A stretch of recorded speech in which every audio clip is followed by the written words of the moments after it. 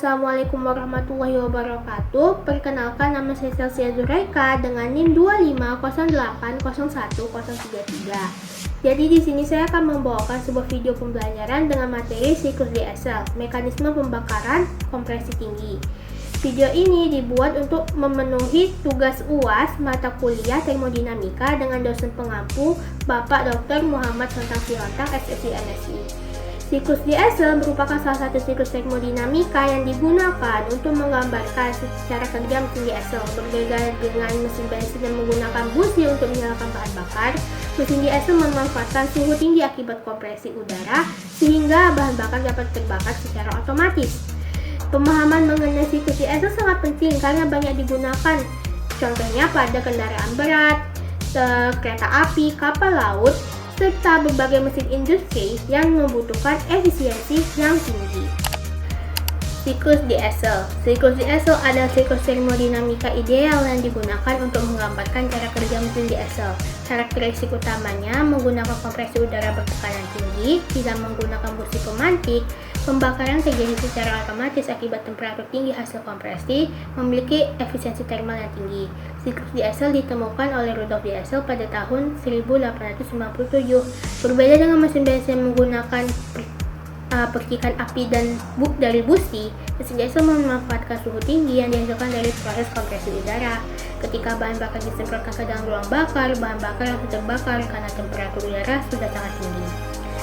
Prinsip dasar siklus diesel itu ada 4: kompresi adiabatik, penambahan kalori isobarik, ekspansi adiabatik, pelepasan kalori isobarik. Keempat, proses tersebut membentuk satu siklus tertutup yang terus berulang selama mesin bekerja. Setiap proses memiliki perubahan tekanan, volume, dan temperatur yang berbeda sesuai hukum termodinamika. Titik pentingnya ada 1 ke 2 itu kompresi adiabatik, 2 ke 3 penambahan kalori isobarik, 3 ke 4 ekspansi adiabatik, 4 ke 1 itu pelepasan kalori isobarik. Pertama, kompresi adiabatik. Karakteristiknya udara dikompresi oleh piston, tidak ada perpindahan kalor, volumenya berkurang, tekanan dan temperaturnya meningkat. Persamaan Q sama dengan 0. Pada proses ini piston bergerak ke atas sehingga udara dalam silinder terkompresi. Karena proses berlangsung secara adiabatik, tidak ada kalor yang masuk maupun keluar sistem. Akibatnya temperatur udara meningkat hingga lebih dari 500 derajat Celcius.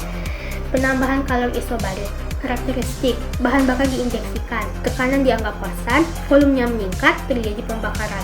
Persamaannya Qin sama dengan mCp T3 kurang T2. Ketika udara telah mencapai temperatur tinggi, bahan bakar diesel disemprotkan ke ruang bakar. Bahan bakar langsung terbakar yang menghasilkan energi panas. Pada proses ideal, pembakaran dianggap berlangsung pada tekanan tetap. Ekspansi adiabatik. Karakteristik, gas hasil pembakaran mengembang, tidak terjadi perpindahan kalor, piston terdorong ke bawah, menghasilkan kerja mekanik. Gas bersuhu dan bertekanan tinggi mendorong piston sehingga menghasilkan tenaga. Inilah tahap yang menghasilkan energi berguna untuk menggerakkan kendaraan atau mesin industri. Pelepasan kalori isobarik. Karakteristiknya volume tetap, kalori dilepaskan ke lingkungan, tekanan dan temperatur menurun. Persamaan Qout sama dengan mCv T4 kurang T1.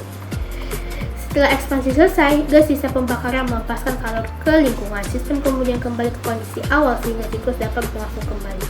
Efisiensi siklus diesel. Faktor yang mempengaruhi itu rasio kompresi, rasio cut-off, buat termodinamika fluida kerja.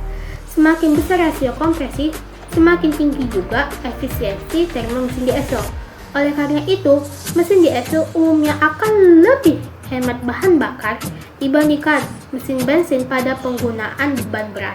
Persamaannya itu bisa dilihat N sama dengan 1 kurang Qout per Qin. Baik, kita akan masuk ke materi penerapan siklus diesel pada kehidupan sehari-hari dan juga dampaknya terhadap lingkungan. Pertama, penerapan pada transportasi berat. Contohnya itu truk logistik, bus antar kota, alat berat pertambangan, dan traktor pertanian. Keunggulan dari penggunaan siklus diesel pada kendaraan berat yaitu torsi besar, konsumsi bahan bakar menjadi lebih hemat, daya tahan mesin tinggi. Nah, mesin diesel ini cocok digunakan pada kendaraan yang membutuhkan tenaga besar dan bekerja dalam waktu yang lama. Lalu ada penerapan siklus diesel pada kereta api dan juga kapal laut. Kereta api diesel, jadi dia itu menarik rangkaian dengan beban besar, sangat efisien untuk perjalanan jauh. Lalu ada kapal laut, digunakan biasanya pada kapal kargo dan penumpang yang biasanya itu cocok untuk operasi berhari-hari di laut. Sebagian besar kereta api dan kapal laut itu menggunakan mesin diesel karena dinilai mampu menghasilkan tenaga besar dengan efisiensi bahan bakar yang cukup baik. Nah, dampaknya itu pada industri dan lingkungan.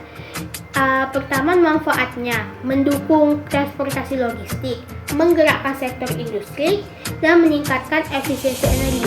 Namun ada juga tantangan yang dihasilkan dari penerapan siklus diesel, yaitu emisi gas buang, polusi udara, dan emisi karbon yang dihasilkan cukup besar nih guys. Solusinya itu adalah penggunaan biodiesel, teknologi common rail, filter partikulat diesel atau DPF, mesin diesel yang lebih rendah emisi. Walaupun mesin diesel sangat efisien, namun emisi yang dihasilkan cukup besar. Oleh karena itu, berbagai teknologi ramah lingkungan terus dikembangkan untuk mengurangi dampak negatif terhadap lingkungan. Kesimpulan dari materi yang saya jelaskan, siklus diesel merupakan siklus termodinamika yang bekerja berdasarkan pembakaran akibat kompresi tinggi, terdiri dari 4 proses utama yaitu kompresi adiabatik, penambahan kalori isobarik, ekspansi adiabatik, dan pelepasan kalori isobarik. Memiliki efisiensi tinggi sehingga banyak digunakan pada kendaraan berat, kereta api, kapal laut, dan juga industri. Pengembangan teknologi modern bertujuan meningkatkan efisiensi sekaligus mengurangi emisi gas buang. Demikian penjelasan dari saya. Lebih dan kurang saya mohon maaf. Wabillahi taufiq wal hidayah. Wassalamualaikum warahmatullahi wabarakatuh.